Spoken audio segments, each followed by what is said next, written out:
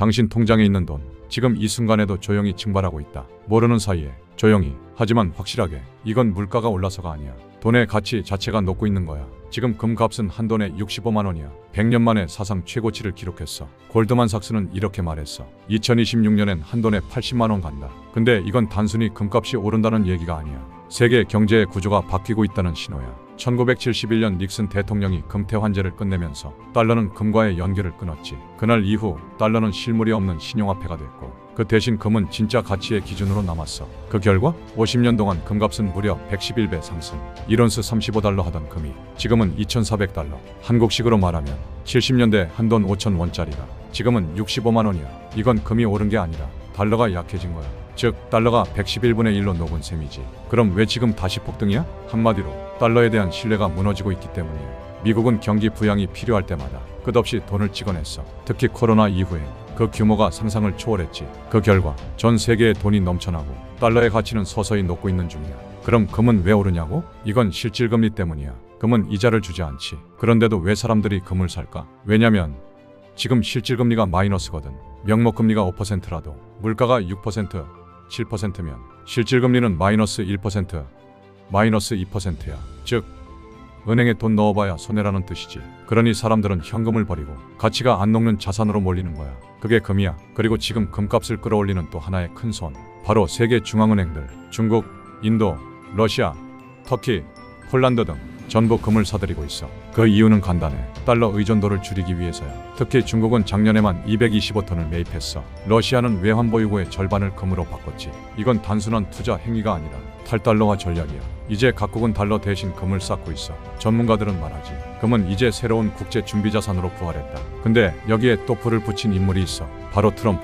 트럼프는 지금 미국만 잘 살면 된다는 보호무역주의를 밀어붙이고 있어. 모든 수입품에 10% 관세, 중국엔 60%, 동맹국도 예외 없어. 이건 단순한 관세 정책이 아니야. 세계 공급망을 흔드는 경제 지진이야. 관세가 오르면 물가도 오르고 물가가 오르면 인플레이션이 터져. 그럼 다시 달러는 약해지고 사람들은 안전한 금으로 도망가지. 트럼프는 또 연준을 압박하고 있어. 금리 낮춰라. 당장 내려라. 근데 금리가 내려가면 시중에 돈이 더 풀리고 유동성은 폭발해. 결국 달러 가치는 더 약해지고 금값은 더 오르겠지. 달러 약세는 금값 상승. 이건 경제의 공식이야. 여기서 잠깐. 달러가 약해진다는 건 무슨 뜻일까? 달러는 사실상 미국의 신용이야. 그런데 미국의 부채는 이미 GDP의 120%를 넘어섰어. 세금보다 빚으로 나라가 돌아가는 수준이지. 게다가 트럼프의 재정 공약, 대규모 감세, 인프라 투자, 군비 확충. 이게 다 돈이야. 그 돈은 결국 달러를 더 찍는 것으로 충당돼. 즉 달러는 계속 희석되고 있는 거야. 이게 바로 금이 오르는 진짜 이유야. 여기에 또 하나의 변수, 지정학 리스크. 러시아, 우크라이나 전쟁, 이스라엘, 하마스 충돌, 대만의 혁불안, 그리고 미중 패권 전쟁. 전 세계 어디를 봐도 불안이야. 이럴 때 사람들은 본능적으로 금을 찾아. 왜냐면 금은 국가도 건드릴 수 없는 자산이거든. 그래서 요즘 투자자들이 말하지. 지금은 현금이 아니라 금이 생명보험이다. 그리고 흥미로운 건 이번엔 금만 오르는 게 아니라는 거야. 비트코인, 주식, 부동산까지 같이 오르고 있지. 이걸 에브리싱 랠리라고 불러. 모든 게 다 오르는 현상. 하지만 이건 좋은 신호가 아니야.